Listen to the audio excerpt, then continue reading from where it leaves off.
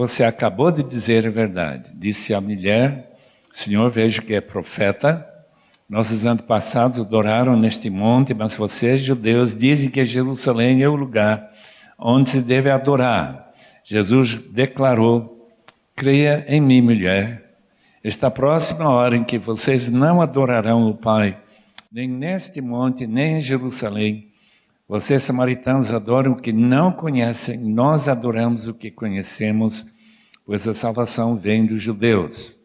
No entanto, está chegando a hora, e de fato já chegou, em que os verdadeiros adoradores adorarão o Pai em espírito e em verdade. São estes os adoradores que o Pai procura. Deus é espírito e é necessário que os seus adoradores adorem em espírito e em verdade. Disse a mulher, eu sei que o Messias, chamado Cristo, está para vir. Quando ele vier, explicará tudo para nós. Então Jesus declarou, eu sou o Messias, eu que estou falando com você. Senhor, nós estamos em dependência total de Ti, para nos comunicar não somente o que nós já sabemos, mas aquilo que, por talvez alguma razão, nos não paramos para pensar.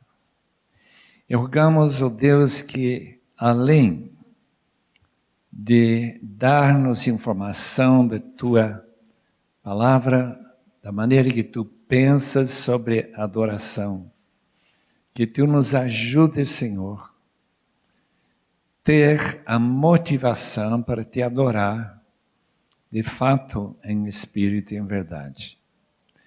Muito obrigado por todos que estão aqui, na Tua presença, neste sábado de manhã. E rogamos, Senhor, rogamos que Tu sejas glorificado em nossa reunião, em nossos pensamentos, nossos pedidos, tudo em nome de Jesus, Te rogamos. Amém. Eu comecei a pensar sobre adoração quando eu era criança, porque a gente ia para uma igrejinha lá em cidades na Bolívia, chamado Aquile, depois Totora, Arani e Clissa. Mas não foi grande a experiência, foi apenas um tipo de maneira de usar o tempo, domingo, e talvez uma reunião numa aldeia durante a semana, que a gente ia de bicicleta para algum lugar ou outro, em volta de uma mesa e uma vela acesa, e meu pai explicando um texto da palavra. Mas Deus estava inserindo no coração um desejo de um dia entender mais, buscar mais de uma realidade invisível, deste Deus que já estava percebendo que era o Criador de tudo, porque não havia outra explicação para a existência de nada. E começar a distinguir entre aqueles crentes que estavam bem alegres de ser filhos e filhas de Deus e outros crentes que eram quase igual a qualquer outra pessoa. E todas aquelas perguntas que uma criança começa a criar na cabeça. E a gente começou a ficar também muito preocupado com essa ideia de oração. Oração respondida, oração não respondida. E essas perguntas se surgem também na cabeça de uma criança. E um dia, com um sentido de convicção de pecado, ainda pequeno, e querendo saber, mas como que eu posso me libertar desse sentimento tão ruim, que eu agora sei é o sentimento de culpa. E a minha mãe disse que a maneira, me explicou, bem simples, que a maneira era de reconhecer Jesus como sacrifício que Deus tinha providenciado para que eu pudesse ser limpo de novo, purificado pela graça de Deus. Desse dia até hoje, nunca mais duvidei que a gente está, de fato, em contato com Deus. Meu batismo se realizou no Rio, perto de Clissa, na Bolívia, no último dia de 1942. Eu lembro essa multidão de pessoas que tinha congregado ali, não para louvar a Deus, mas para zombar e questionar tudo que estávamos fazendo lá. Mas foi uma experiência que a gente não pode esquecer, em que, publicamente declarando que Cristo é, de fato, meu Senhor e Salvador. Irmãos, adoração é nosso dia a dia com Deus.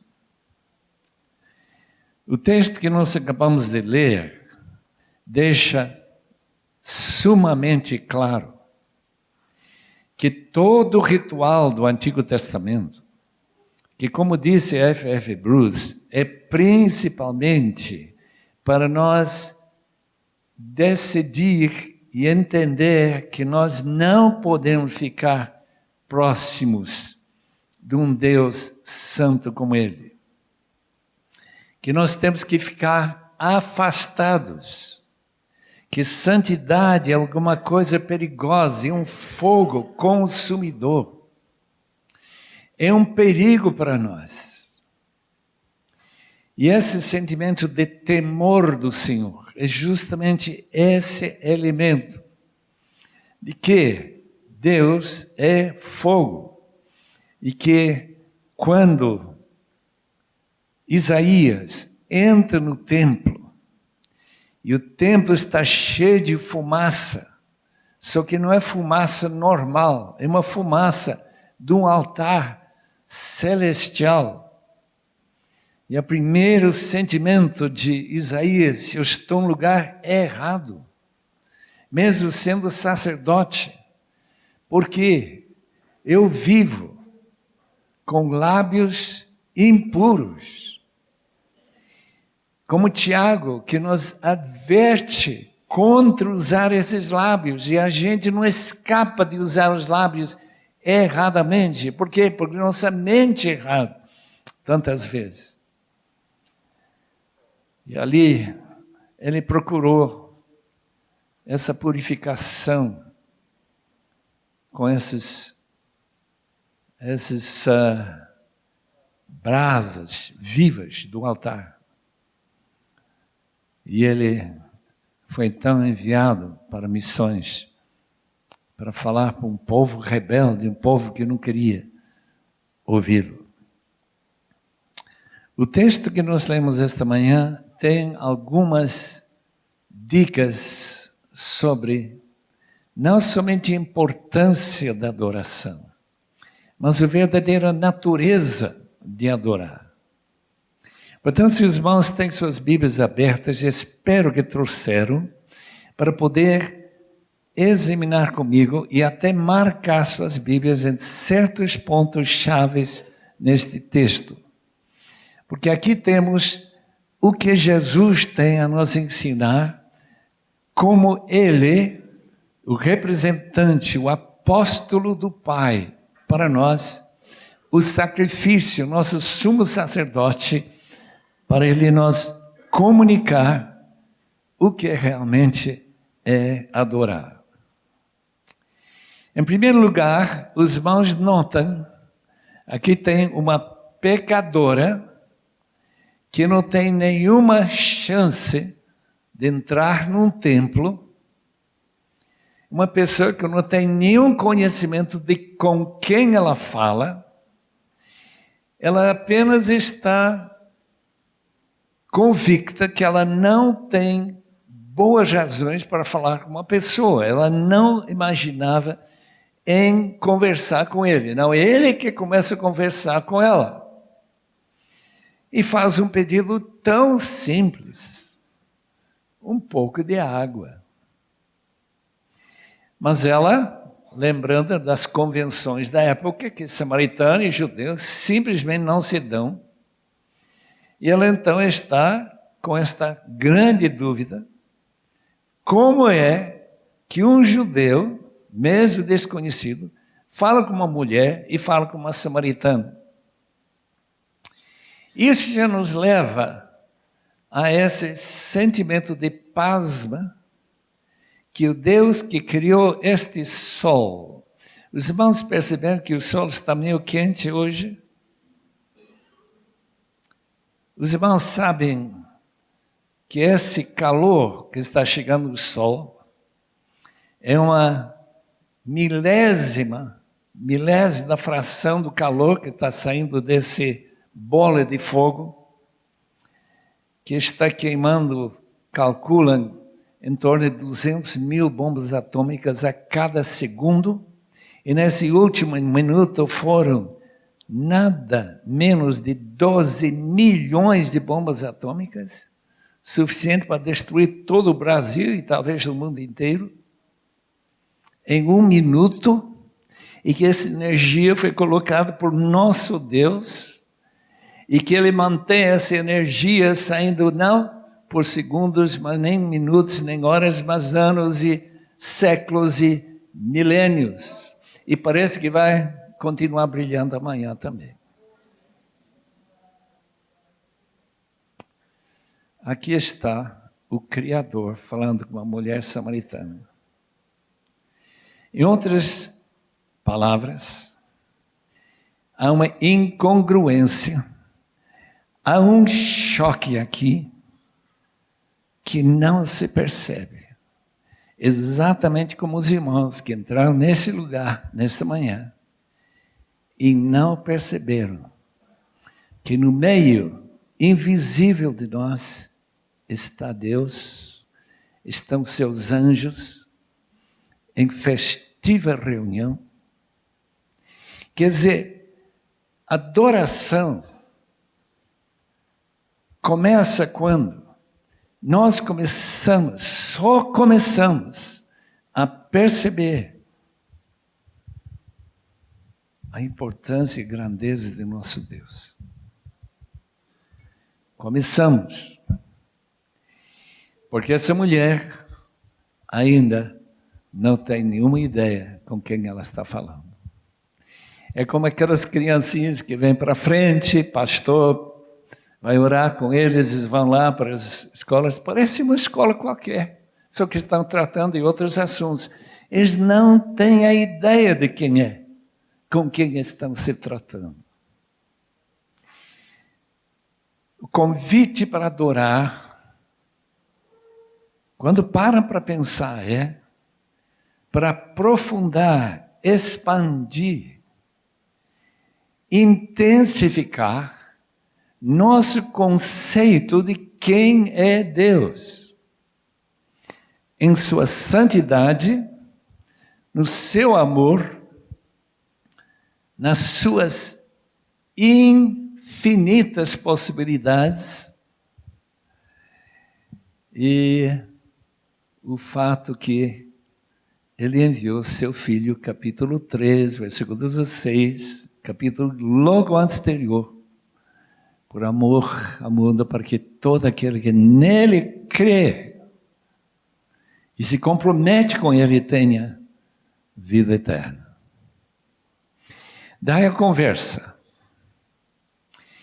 Resposta a essa pergunta, olhem para a sua Bíblia outra vez. Quando ela faz essa pergunta,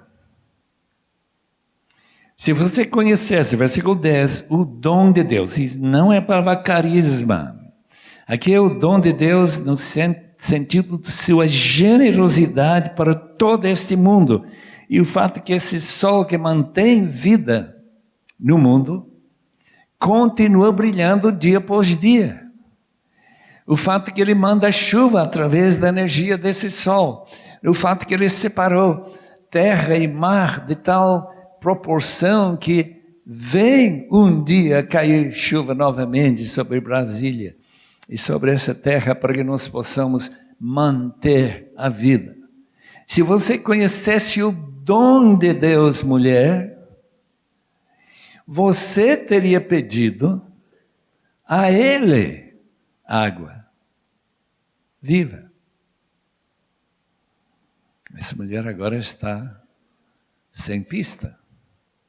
Esse homem está falando enigmas, ele está falando coisas mais de quebra-cabeça do que informação ou conversa normal de gente. Se você conhecesse o dom de Deus. Agora, que dom é esse?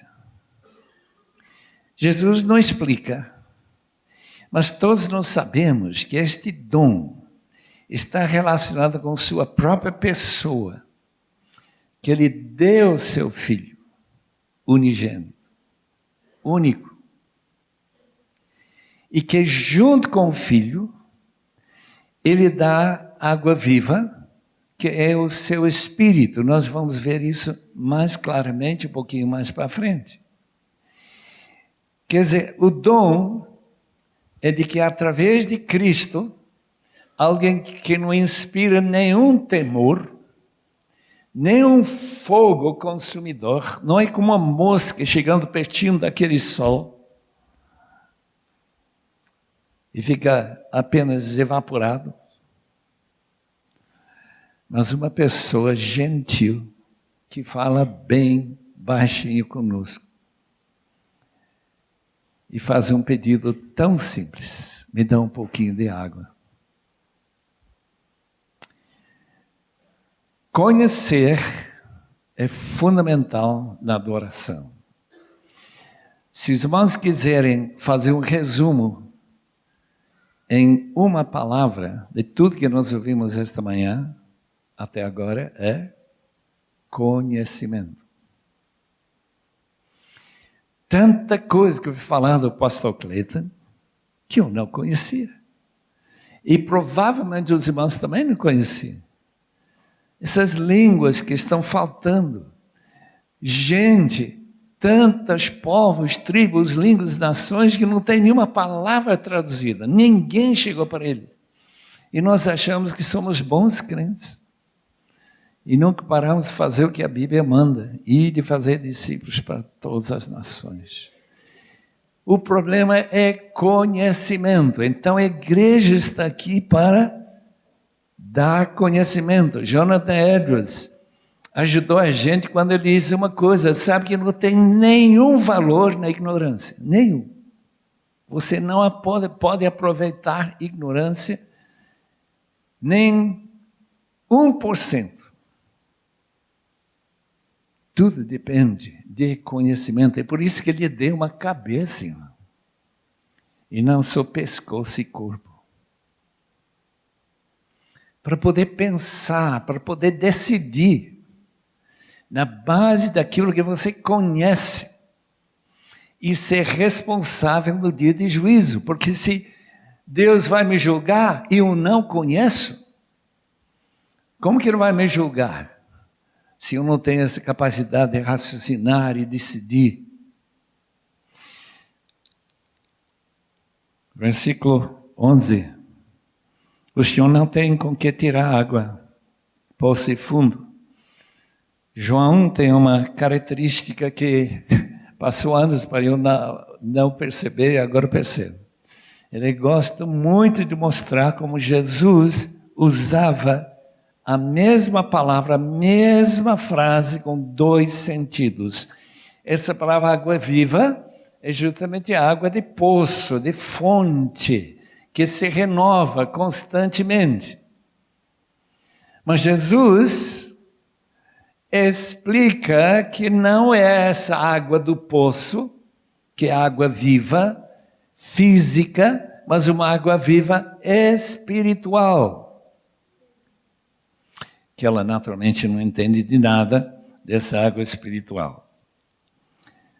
Mas quem beber desta água terá sede outra vez. É característica desta vida nossa que tudo se gasta e desgasta.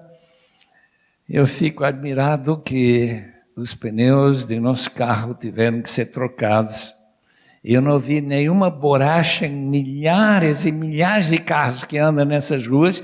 Mas onde está essa borracha que saiu desses pneus? Porque já estão bem fininhos, né? Não sei. Toda essa vida gastar. Eu estou mais velho e já gastei um pouco mais da minha vida desde ontem para hoje. E infelizmente os irmãos também. Esta água, esta vida é passageira. Um dia você vai ficar tão velho como eu. Um dia você vai se deitar pela última vez e fechar os olhos e seus pulmões vão, como já vi uma pessoa, eu lembro também, um membro da nossa igreja, eu estive ao lado dele dando uma visita e parou de respirar. Morreu. Foi o fim da vida dele. Queridos irmãos, esta vida é passageira. Esta água que você bebe, vai ter que beber mais água. Mas eu vou dar uma água que não precisa ser retomada. Uma vez que você recebe essa água, ela se torna em você uma fonte de água a jorrar para a vida eterna. Vai jorrar eternamente. Os irmãos sabem que essa fonte de água é o Espírito Santo de Deus. Nascer da água e do Espírito é nascer de modo que você se torne uma fonte, ou receba uma fonte que jorra para a vida eterna. Essa frase me faz pensar muito, meus irmãos. Você tem uma fonte que está jorrando? Ou parou de jorrar? É uma fonte que é seca, como aqueles riachos bolivianos, que só fluem quando chove. Não tem nenhuma água. Eu estava fascinado quando era criança, subir aqueles montes bolivianos, e de vez em quando a gente encontrava uma fonte de água, com uma aguinha cristalina saindo naquela terra tão seca e queimada como Brasília hoje. Essa fonte de água é a fonte que o Espírito de Deus coloca na gente. E quando Jesus, em capítulo 7, eu queria que os irmãos dessem uma rápida olhada em capítulo 7, versículo 37 a 39.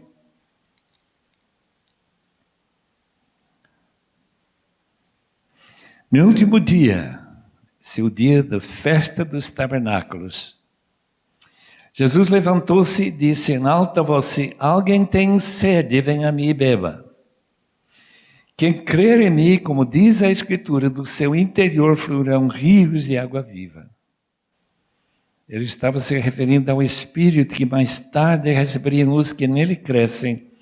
Então o Espírito ainda não tinha sido dado, pois Jesus ainda não fora glorificado. Eu gosto de fazer a pergunta para meus alunos, é uma pergunta de hermenêutica. De quem fluem esses rios de água viva?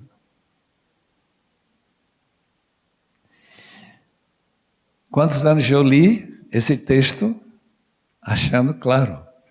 São rios que fluem daquela pessoa que tem sede de Jesus, vai para ele, bebe dele, crê nele, e recebe essa fonte de água a jorrar para a vida eterna.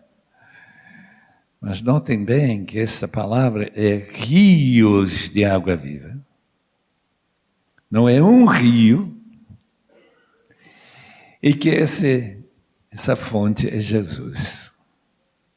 Jesus é a fonte que traz rios de água viva. O rio Amazonas tem suprimento para todos os habitantes de Brasília, se eles quisessem buscar esta água e procurar e adorar.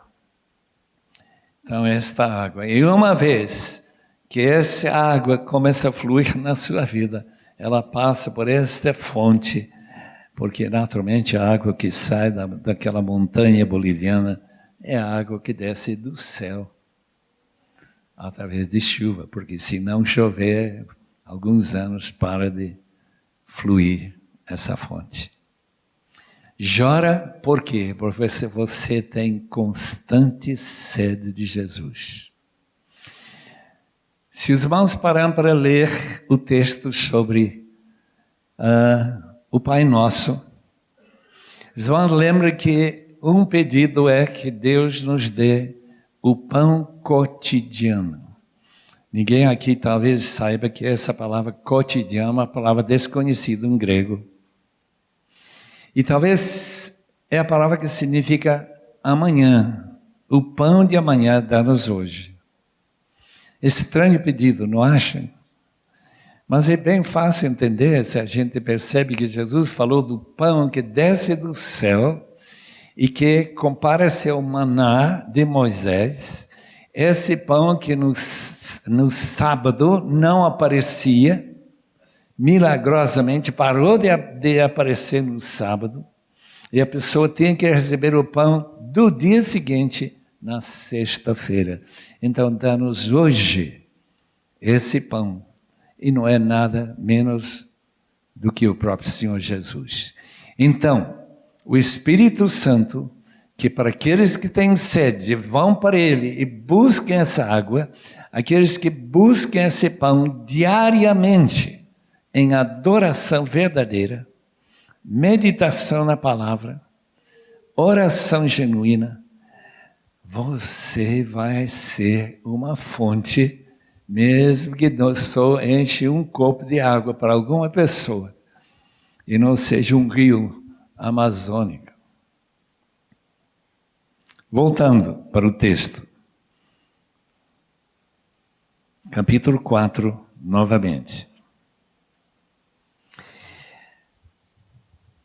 A mulher disse, versículo 15, Senhor, eu quero essa água. Mesmo entendendo o que é, eu quero essa água. E o interessante é que esse pedido, e nós estamos constantemente fazendo pedidos que nós não entendemos o que estamos pedindo. Jesus deu para ela. Estou convencido que ela se converteu, sem entender quase nada. E, portanto, agora ela vai ter que aprender justamente o que ela recebeu. E que Jesus Cristo está se oferecendo para ela como uma resposta à mais profunda necessidade de sua alma. Como que ela vai explicar?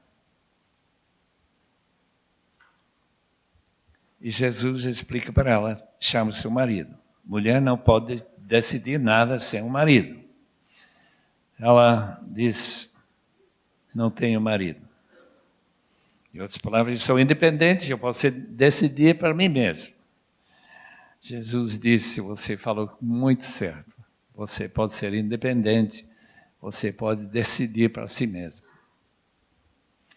Mas falando de marido, você já teve 5. Que estranha palavra é essa? Já que era totalmente desconhecida, Jesus nunca tinha passado por Sicar, nunca tinha feito indagação nenhuma sobre a vida dela. E aquele homem com que você agora vive, amaziada, não é teu marido. Em outras palavras, você está precisando de arrependimento. Que choque! Adoração requer de todos nós. Que a primeira palavra do Evangelho é: arrependei-vos. E depois crê no Evangelho. Tem um livro ali na mesa, e eu vi que ainda está lá, porque ninguém sente necessidade de se arrependimento, né? Aqui todos são crentes. É errado. Se você ler esse livro, eu garanto que você vai precisar repensar toda a sua maneira de pensar sobre arrependimento. A vida cristã é uma vida de coração quebrantado. É a vida do coração de um Davi que não somente cometeu adultério, não somente matou uma pessoa, mas uma pessoa que diariamente precisa se arrepender. Por favor, leiam aquele livro. E se você não tem dinheiro para comprar, leve o livro. Não tem problema nenhum. A gente não vai nem passar fome se você levar esse livro. O homem que escreveu esse livro é a autoridade mundial sobre avivamentos. E ele soube uma coisa, com tantos contatos com avivamentos através de livros e artigos, ele juntou 9.000 artigos e livros sobre avivamentos. Que a realidade de avivamento sempre arrependimento. Não pode ser outra coisa. O que impede que a água venha jorrar e fluir, em vez de gotejar ou secar? É pecado na vida do crente. Traga seu pecado para mim. Traga seu marido. Confesse seu pecado. E ela não se defendeu quando Jesus disse: aquele com quem você está vivendo não é seu marido. Ela agora vai entrar no assunto do dia de hoje. Portanto, nós queremos pensar muito sério sobre aquilo que Jesus fala agora para essa mulher que agora vai levantar a pergunta sobre local, tempo de adorar, ponte entre Deus e a gente, intermediário. Vamos ver o que é que ele diz. Ela diz: Senhor, veja que o Senhor é profeta. Me ajude a entender uma coisa. Já que o Senhor é profeta, e lembre que em judaísmo, como na Samaria, não havia profetas durante 400 anos. Não havia profetas. Agora, o profeta está na minha frente.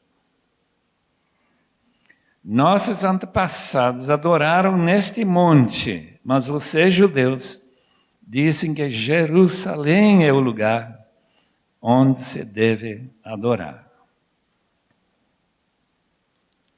Jesus diz: a hora está chegando. Os irmãos entendem muito bem que essa hora no livro de João trata da crucificação de Jesus e sua ressurreição. Esse fim de semana, naquela Páscoa que João gasta tanto tempo para contar, nesses capítulos 18, 19 e 20.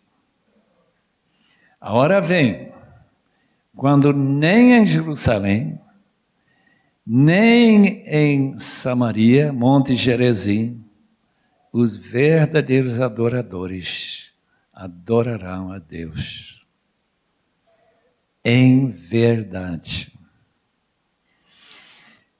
O significado é fácil de captar agora que estamos olhando para trás, com certeza não foi muito fácil para ela. Jerusalém acabou. O local. Aquele templo está fadado a ser destruído. Se os irmãos forem para Jerusalém hoje, vão encontrar um lugar onde judeus, agora até mulheres, podem chegar naquele muro ocidental do templo e bater a cabeça contra a parede com seus pedidos de oração, colocando até pedacinhos de papel lá dentro. Mas os irmãos sabem que se eles não orarem em nome de Jesus, infelizmente, as respostas não vêm. O templo não é mais em Jerusalém.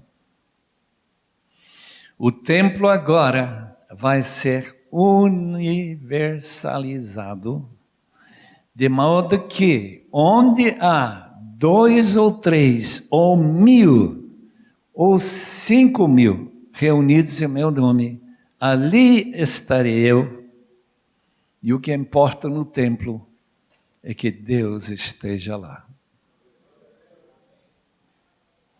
Esse local aqui, ainda que nós reunimos dentro de um chamado templo, que não é nada de templo, segundo o Novo Testamento, o templo é pedras vivas construídas, juntadas para formar uma casa em que habita Deus.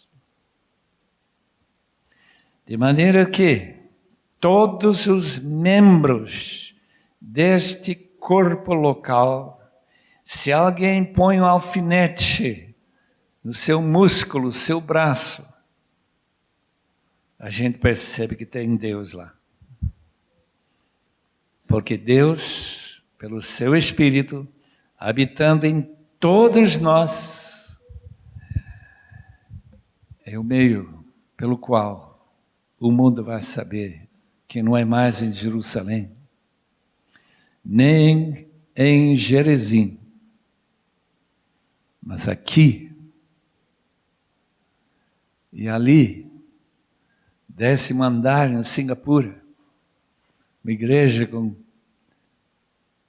2.400 pessoas reunidas todo domingo. Eu estive lá vendo 800 chineses, porque só chineses que vão para aquela igreja, quer dizer, chineses de Singapura, enchendo 4 vezes aquele templo, para ouvir a palavra, para louvar ao Senhor, justamente como fazemos aqui. Queridos irmãos, não é mais em Jerusalém, mas em Jerusalém celestial. E lembra que já falamos, quinta-feira, nossa adoração é celestial, nós estamos escondidos, todas as bênçãos estão nos lugares celestiais. E quando nós reunimos em Cristo, pelo Espírito, nós somos arrebatados espiritualmente para encontrar com Jesus, escondidos com Ele, como diz Colossenses 3, versículo 3. Não é mais Jerusalém, glória a Deus. Tem muita gente aqui que nunca vai conhecer Jerusalém físico, mas Jerusalém celestial, cada vez que nos reunimos. Glória a Deus.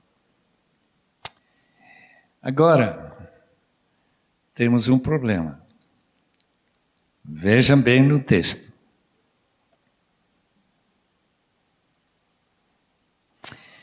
Ele diz, da próxima hora, que vocês não adorarão o Pai neste monte, nem em Jerusalém. Vocês, samaritanos, adoram o que não conhecem. Isto é, não conhecem ao Deus verdadeiro. E com os muçulmanos, que também adoram Alá, mas não conhecem o Deus. Nós adoramos, nós que temos a palavra de Deus, adoramos o que nós conhecemos. Muito bem, pois a salvação vem dos judeus, e agora vem da própria igreja de Cristo, que manda missionários e leva essa palavra que nós ouvimos esta manhã. No entanto, está chegando a hora, e de fato já chegou na pessoa de Cristo, em que os verdadeiros adoradores adorarão o Pai pelo Espírito e em verdade. Em outras palavras, nossa adoração é pelo Espírito. Eu fui pesquisar essa tradução em espírito. O problema é que a palavra em não está aí, e a gente tem que entender que exatamente o que Paulo diz em Filipenses capítulo 3, nós somos a verdadeira circuncisão, nós que adoramos a Deus pelo Espírito. Em outras palavras, a qualidade de nossa adoração, amados irmãos, depende da qualidade de seu relacionamento com o Espírito de Jesus. E se ele está vivendo, atuando, controlando e produzindo seu fruto constantemente na sua vida, sua alegria, sua paz, sua bondade, sua amabilidade, sua paciência, todas aquelas qualidades, então sua adoração tem uma qualidade verdadeira. E se você está vivendo assim suprimindo o Espírito, como 1 Tessalonicenses capítulo 5, versículo 18 fala, 19, não apagueis o Espírito. Efésios capítulo 4, 30, não, mas não entristeçais o Espírito que está em vós. O capítulo 4 de Tiago, de nós não reconhecer o Espírito tão zeloso em nós, para produzir essa santidade, essas qualidades da própria vida de Jesus. Portanto, quando Jesus fala para esta mulher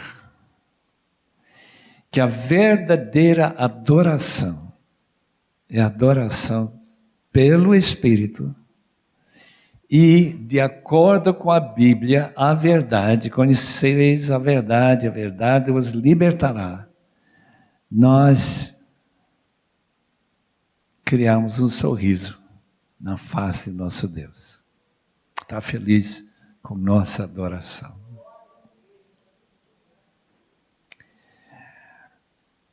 Há muito mais nesse texto, com certeza. Mas isso é suficiente para hoje. Os irmãos meditarem. Aquela mulher, mesmo que Jesus não tivesse morrido ainda, mesmo que ela não conhecia quase nada da sua vida, sua ressurreição, talvez ele explicou melhor para ela, que João não cita para nós. O fato é que essa mulher certamente se incluiu na igreja dos samaritanos de Atos capítulo 8, quando nosso amigo Felipe chega lá e vai pregar o evangelho, e é um grande avivamento lá em Samaria. Amados irmãos, eu quero ver esta mulher um dia entender bem mais sobre os detalhes que aconteceu com o resto da sua vida, como que foi. Como também tantos outros personagens bíblicos que a gente quer encontrar.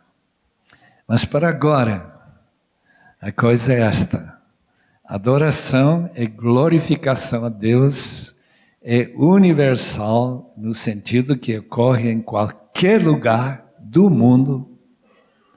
Pode ser num satélite, se você subir lá para um satélite lá em cima, a 25 mil quilômetros acima da terra, pode adorar Deus lá também. Não tem que ir para Jerusalém. E que a hora chegou em que o Espírito Santo foi derramado em poder e glória sobre todos aqueles que creem no Senhor. Venham para mim todos que estão com sede e pelo menos uma fonte a jorrar para a vida eterna surgirá na sua vida. Senhor, muito obrigado que nós tivemos o privilégio de ter capítulo 4 de João, capítulo 7 de João em nossas Bíblias. Muito obrigado que a Bíblia chegou em nossa língua para nós podermos entendê-la. Rogamos, Senhor, que nós possamos agora praticar essa verdadeira adoração. e diariamente buscar esse pão do céu. Diariamente buscar esse contato com o Espírito, este questionamento baseado no nosso arrependimento seria genuíno, que realmente eu quero viver o fruto do Espírito. Oh Deus, faça com que tua vida se repita em nós, por meio desse maravilhoso Espírito Santo de Deus. Em nome de Jesus te rogamos. Amém, Senhor.